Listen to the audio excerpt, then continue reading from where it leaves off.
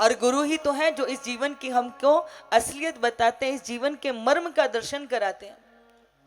वो एक बड़ी सुंदर सी बात याद आती है कि एक बार क्या हुआ, एक गांव था, तो गांव में जो किसान था उसकी पत्नी उससे झगड़ा किया करती थी। किस लिए? कि देखो सबके पास में तो जो है सोने के आभूषण है, पर मेरे पास तो कुछ है ही नहीं। हर बार आप मुझे कह देते हो कि फिर करूंगा, फिर बनवा दूंगा, फिर दे दूंगा, लेकिन हर बार मुझे बच्चों की तरह आप बहला देते हो, बनवा के देते नहीं हो। इस बार चाहे कुछ भी हो जाए, अगर आपने मुझे सोने का हार नहीं बनवा के दिया ना, तो फिर मैं मैके चली जाऊंगी।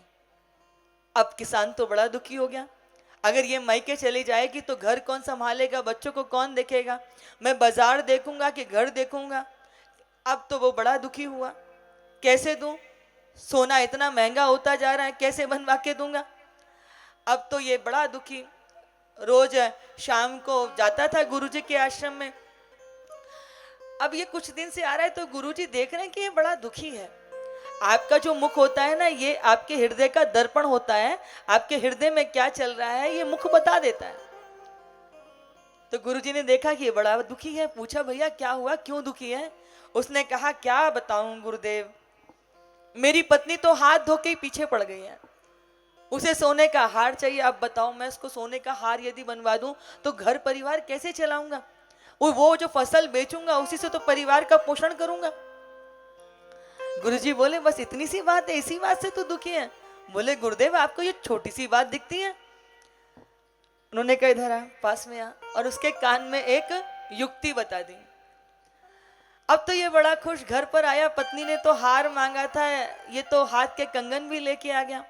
पत्नी तो इतनी खुश, बोले आप मुझे इतना प्रेम करते हो, मैंने तो हार मांगा था, आप हाथ के जो है कंगन भी लेकर के आ गए। बोले हाँ इतने दिन से मांग रही थी तो मुझे लगा कि हटाओ हार क्या दूं, फिर मैं पूरी इच्छा कर दूं। अब तो पत्नी इतनी खुश, उस दिन तो पति की खूब सेवा करी, चरण दबाए।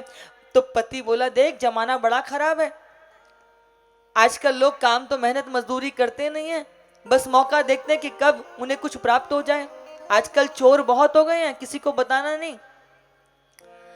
पति ने कह दिया, पत्नी ने कहा ठीक है।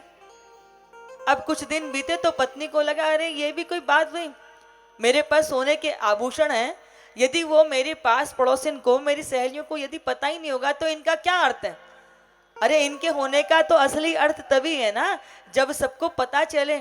जब तक आप किसी दिन अच्छी साड़ी पहनो, आभूषण पहनो, सजो, और कोई आपकी तारीफ ही ना करे तो पहनने में कोई सुख मिलता है क्या।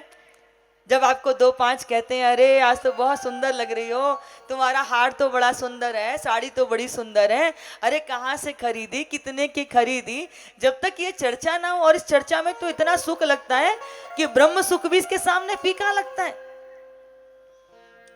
अब उसने अपनी सहेली को बता दिया, देखो कहा जाता है कि स्त्रियों को पत्थर पचाने आसान है परंतु बात पचाना आसान नहीं है।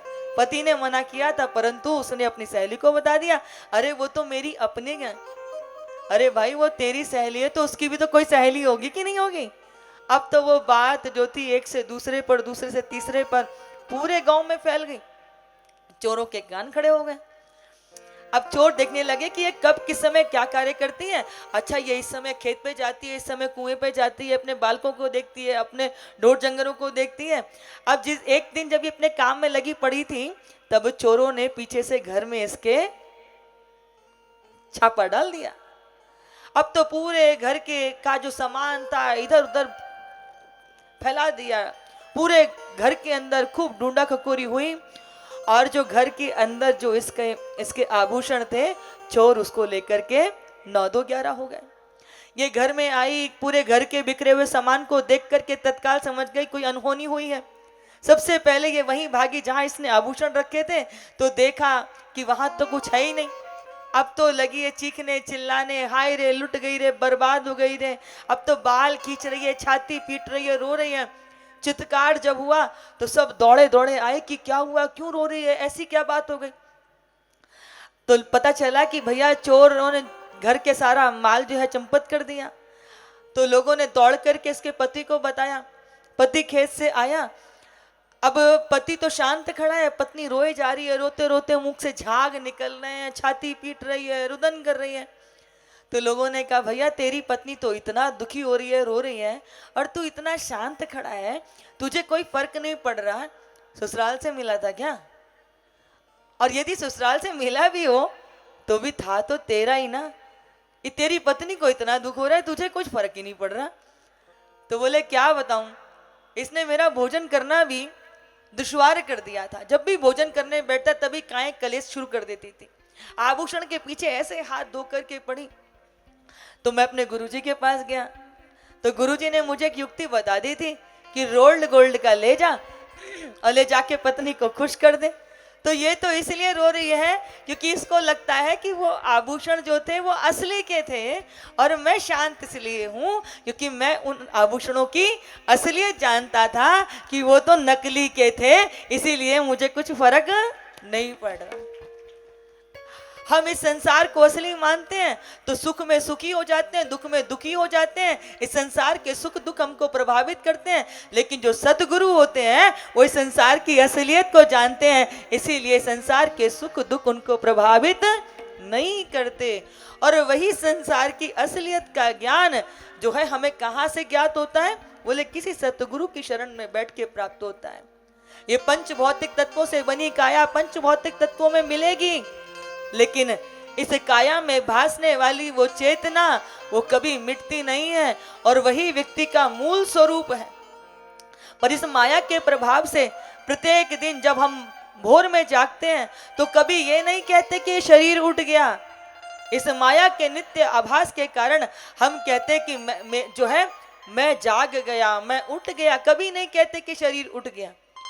क्योंकि अहंकार बुद्धि, अहंकार वही वाला नहीं जो हम जानते हैं, धन का अहंकार, मन बुद्धि चित्त अहंकार, ये जो चतुष्टय अंतःकरण है, इसमें शरीर के मैं पने को भी अहंकार माना गया।